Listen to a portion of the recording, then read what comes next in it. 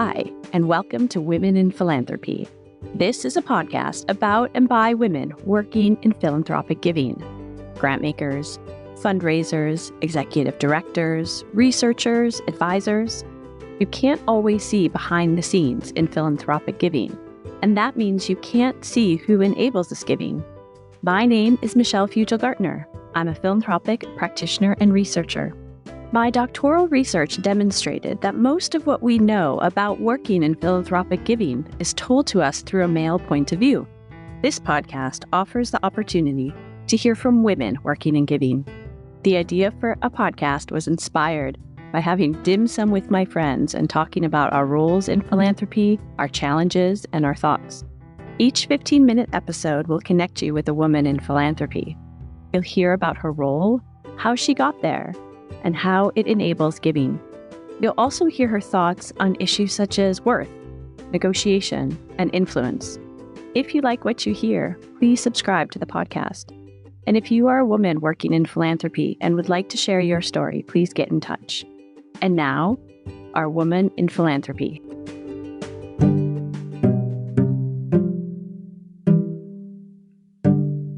The Women in Philanthropy podcast is generously sponsored by the Voluntary Sector Studies Network. VSSN promotes understanding of the UK voluntary sector through research and provides a voice and a meeting place for voluntary sector researchers in the UK. Membership is invited from academics and practitioners. For more information, look at the website www.vssn.org.uk. Hi, everybody. Welcome back to Women in Philanthropy. I'm very pleased that you're here. I think we're on episode 9, and we are here today with Jessica Middleton.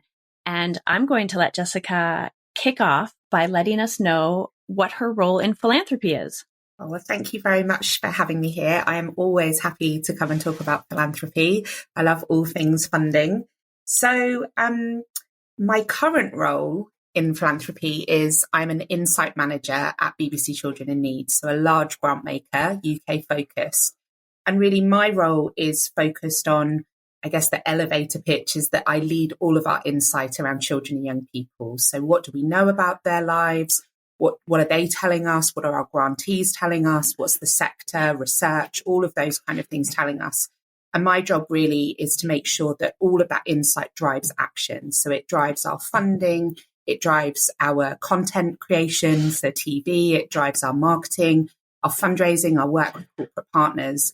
So really my role is to make sure that we get all of the right insights and that we're gathering that from a whole range of spaces and then using that to inform action, basically so we can make change and make a difference in children and young people's lives. So with insight, I'm taking that as sort of social impact. Mm-hmm. Is that what that is? Yes, that is, yeah. And what are some of the elements or aspects? How do you find the insights specifically? What are the types of data that you use? Oh, so many, and I'm in quite a small team, but we are all very focused on all the different ranges of things that we can get in. So we have a vast array of data from our grantees, and we have developed systems that allow us to tell stories in a kind of breadth and depth way. A whole range of academic research, also research that I commission myself from a range of sector partners, co-production and co-designed work with children and young people alongside grantees. I mean, it's a massive range of stuff that we're drawing on and really trying to bring it all together to give an accurate idea, a picture really of, well, what's actually happening today and how can we respond to these needs? And so, we need information that is both kind of more kind of long-term research as well as what are our grantees telling us on a consulting call we have with them. It's a real mixture, and I lead on our knowledge management of that, of trying to corral that into something that enables people across the organization to use it in a hopefully useful and impactful way. Well, I want to dive deeper into that in a second, because there's so much conversation around social impact. So I want to get into how you're blending the academic and the practice. But before that, I want to ask you, how did you find this role? How did you How did you plan to come into this? I didn't plan to come in. I've got to be really honest. I always knew that I wanted to work in something with social purpose, but I certainly didn't come from a school or a background where funding was even part of my life. But I just knew that that's something I wanted to do. And when I was at university, I paid my way by having a job within the research department. So I began to understand, there's a way to use information to inform action. And I got a job at a very small charity of 9 people. And so I did that. And my role was funded by a whole range of funders. And suddenly it was like, there's this world out there of funding. A job came up and I became a grant maker. During that time, I did a Churchill Fellowship because I was really interested in how can we develop grant making and funding so that it best enables the people in the sector to do the work so that it makes a difference. Right. And so suddenly I was like, actually, insight is the stuff I'm really excited about. I love funding, but how can I use this information in a way which actually advocates for people? It enables people to have a voice, and it also drives action in a meaningful way. So whenever I'm asked this, I'm like, I didn't have a grand plan. I didn't know you could move from, grant making to insight, but that's what happens. I think that's part of why these stories are so incredible is just because there's not a grand plan for most of us, and there's not really a pathway we can see ahead of time. And so it is kind of stumble trip into these roles. We had researchers on the podcast a little while ago, and they were talking about the need for more research and the need for combining research and practice. So how do you do that? What's your style or your approach to it? You're not in academia, but how do you use research outside of it then? I try and take an approach which has a balance of both lived and learnt experience whenever I'm creating something. So I think when I first worked within funding, I've worked within funding now for over 14 years. And I remember being told, we don't bring ourselves to the table. We are objective when we make decisions. And I feel like we've moved on from that position now. I mean, there's still a lot of work to do where we've said, actually, it's real experience that needs to inform a lot of this. So the way I try and take it, if I'm creating something, say, for example, for a corporate partner and we need to raise money, but we also want to do awareness raising around something and influence, is to make sure that we have the evidence, robust evidence that's sat there. So a whole range of different data sets that I'll draw on.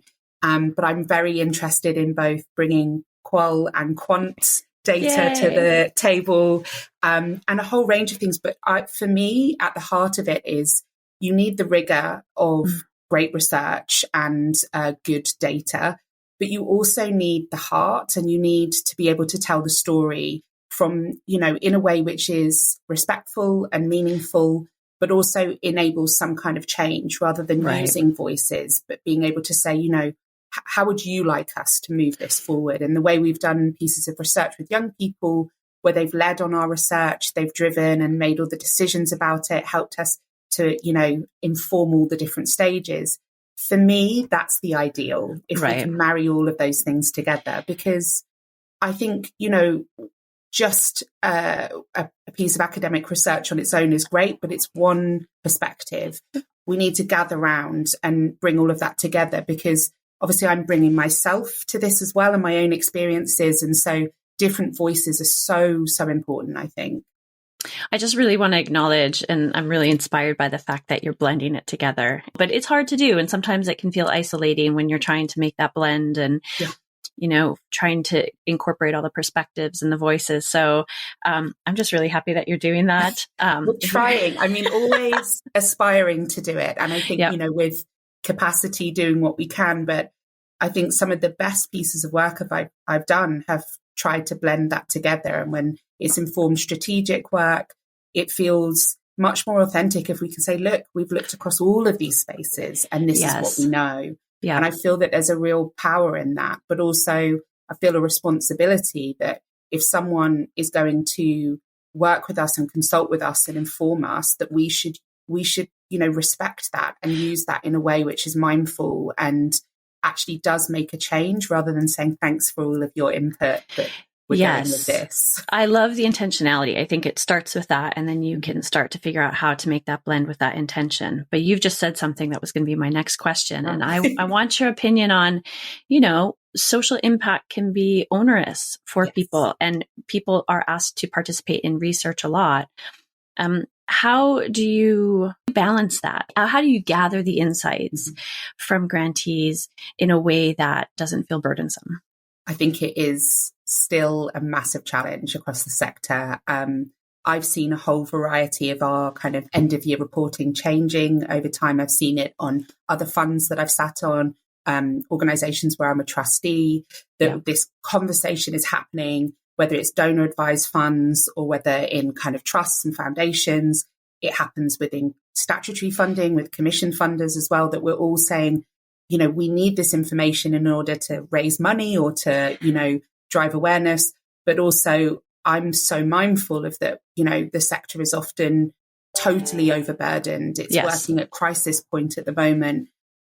So for me, it's about, I think we have to keep asking those questions. We need to learn from other funders. We need to keep having the dialogue, but also going, if we're asking this question in this report, who is it serving and what's the purpose of it? Because for me, I'm a greedy insight person. I want all of the things. You can ask all the questions. Research is just a rabbit hole, and it's so exciting.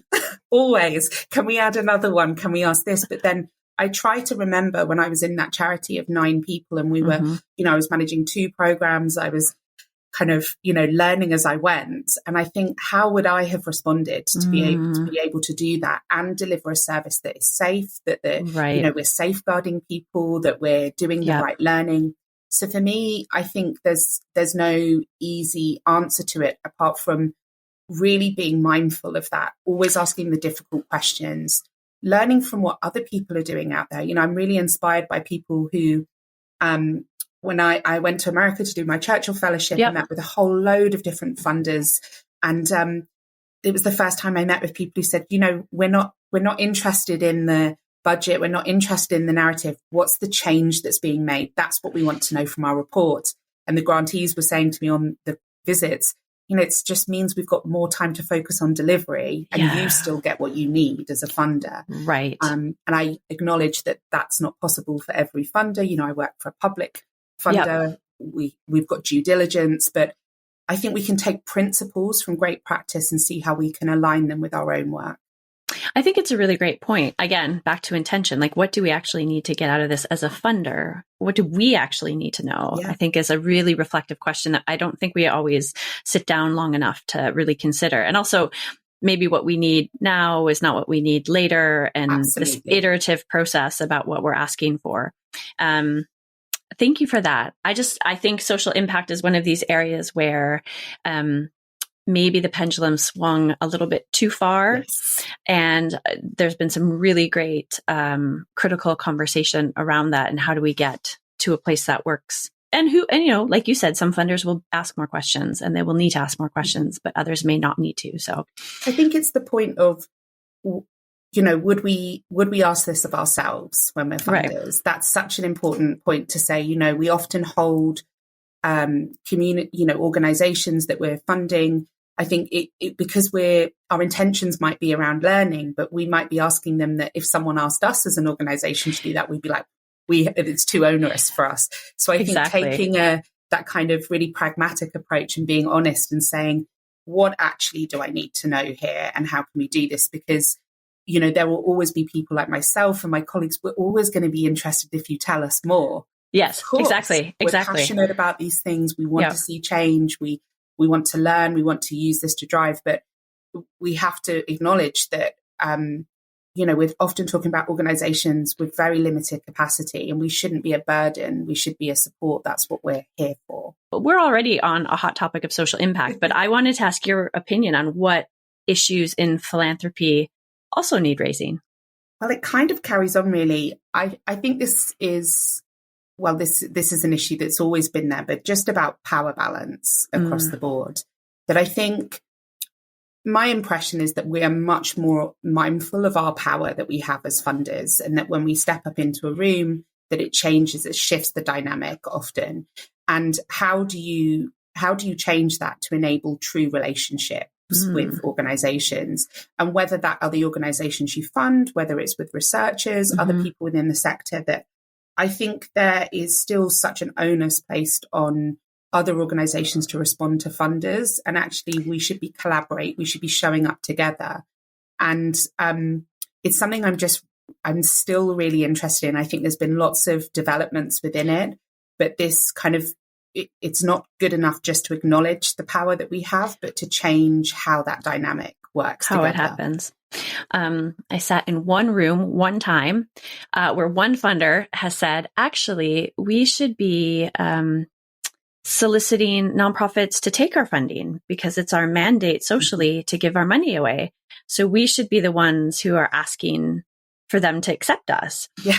So that was one time. And I mean, I think these are conversations that are had within the sector, whether they're had publicly. I think that leads us on to a whole other issue about the opaqueness of funding in the sector. But I think for me, it's that when I was a grant maker and I was trying to build relationships with the organizations we funded, that if I showed up and said, look, let me tell you about where I'm coming from with this and what I need to know. Yeah. When I had a true relational approach with organizations, suddenly the challenges that they were facing, I wasn't finding out at the end of the year when I couldn't do anything. I was finding out early on so I could help them and do that. And actually that relied on me showing up to do that rather than waiting for them to just trust me. It was me coming along and trying to say, you work out what was needed in that situation. It depended on the community, the issue. Right. And also having the capacity as a grant maker to do that, because if you have a big portfolio, you might only be able to do that with a certain amount of projects. But again, it's honing that craft, I think, the craft of being a funder, where you're saying, like, how do my actions kind of influence this situation, really? I want to ask you the rapid fire questions now, if you're ready for them. I'm ready. Okay, fabulous. So, what is the worst philanthropic jargon? Oh, so hard because there's so many. A lot of my role is focused on language, and I realize how deeply ingrained bad jargon is within me. So I say this as somebody who is really trying to learn all the time.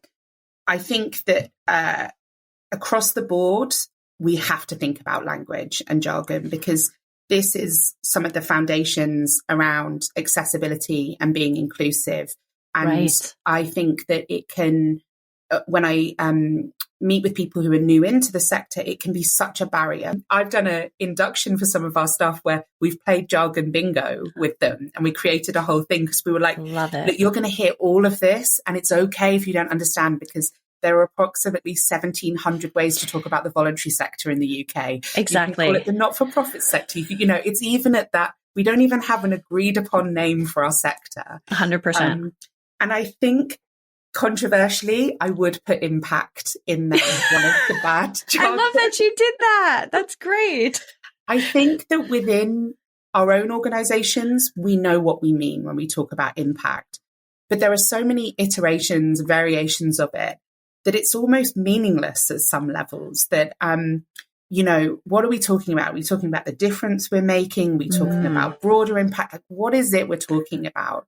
And so I try to challenge myself to actually talk about what we're talking about. We're talking about wider impacts on a community. We're talking about the difference that's been made, for example, in a child's life by, I just think that even though impact is absolutely something I really care about, I just think we really need to rethink what we mean by it, because when people say we want to make the most impact, I'm like, what does that look like? What? So it's I find it interesting.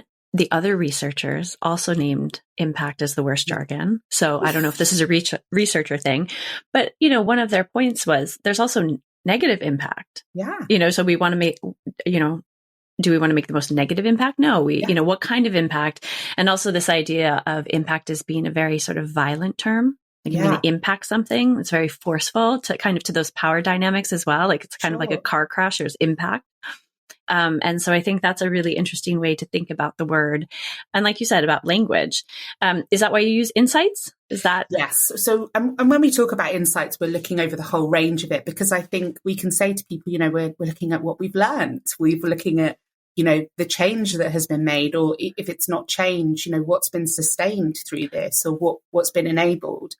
I would like to get to a space where we recognize language and break that down, that of course, every sector has its own language and own jargon, but I often see it as a barrier to people engaging with us. Yeah. I've also been a grantee. I've sat writing end of year reports, and some of the language of I don't know what I'm being asked for here. Yes. I'm scared to write this because maybe I don't understand what it is. And actually, most of the time it's quite simple what we're looking for. But I think our intentions with that is not that we're trying to make things difficult. It's that this is ingrained. It's any sector has a language. Right. And we're just asking those questions. And it might be there's a great space when we're a load of funders around the table to talk and use the myriad of all the jargon. Use it all. But there's other spaces where it's like, let's simplify, I think. Absolutely. But I do spend a lot of time thinking about language. I love that. How we can use our insights in a meaningful way to either, elevate messages around what's happening, or, influence around our fundraising, all of those things. And language is just so crucial. So the last rapid fire question is, what is the next needed role in philanthropy? We're doing really great things in the sector. There's been, in terms of movements towards more sharing, I think things like 360, where we're sharing, I think is such a great example of where we can be doing more to share with each other. What I would love to see is us take that forward to include our learning and our insights, even if that's at a local level, so that we have kind of greater connections with each other, but also it allows us to rethink what we're doing together. So, and when I talk about bringing that together, a range of different stakeholders, not just funders, not just fundraisers, but what about statutory sector commissioners? This is huge amounts of money that go into communities. And my experience has been, I had great relationships with some in some places, and others I didn't know what they were funding. And we're at this really crucial time where, we're coming off the back of two crises. We're still in them. Yeah. And we've got a sector that is really trying to respond to, very huge challenges that have the potential to be really long term. There also, there's issues around capacity, money, and all of those things. And I think it's important that we might not need to align our funding, but we need to know what else is out there. Everybody else, complementing it, really. I think it's a really great point, because 360 gives a great snapshot of what's possible. And to your point, there's like this next level down of how do you share the next stuff, and how do you make that intentional as part of roles or every day? Yeah. How do we share? And I think, transparency is something I've always been interested in as a funder. And I think it speaks to that there's this kind of, what can we share with each other? And there might be lines within our organizations that mean we can't share, or we feel we can't share. Yeah. There may be challenges at, where we are in a project. But also I think there's some fundamentals that when we're talking about giving money and issue-based, it can be a barrier to people sharing and connecting. And actually, how do we make sure that we can be transparent and also still mindful of our own responsibilities as organizations? I'm not suggesting we just throw everything out there and not worry about, the consequences for GDPR and all of these things. Exactly. But I do think that connection is so important, and getting back to a space where we can share more and more of what we're doing, because our job then is to facilitate people making a change or enabling something in their community. Absolutely. And for all the listeners, Jessica and I were talking about it before I pressed record about how important just having these conversations are, and sort of these looking at roles, looking at the structures within organizations, asking the questions of, well, why don't we share that? What, organizational history is telling us not to, and is that actually accurate? And so having these types of conversations more and more. And I'm so happy that you were able to share all the information on insights, social insights. Jessica will share some resources, and I'll connect you to her in the podcast description and also the pod sheet. And just really appreciate your time today, Jessica, and everybody for listening in, and really interested in listeners' thoughts around social impact, social insight. I think it's just a topic that it cuts both ways, positively, negatively. So if people are interested in sharing their insights, please reach out. Thank you so much, Jessica. Oh, thank you. It's an absolute pleasure. Thank you, everybody, for listening. We will see you next time. Thanks for listening. If you enjoyed this episode and you'd like to help support the podcast, please share it with others, post about it on social media, or leave a rating and review. As well, check out all the links and the resources in the show notes. If you are a woman in philanthropy and would like to share your story, please get in touch. That's all for this episode. See you next time.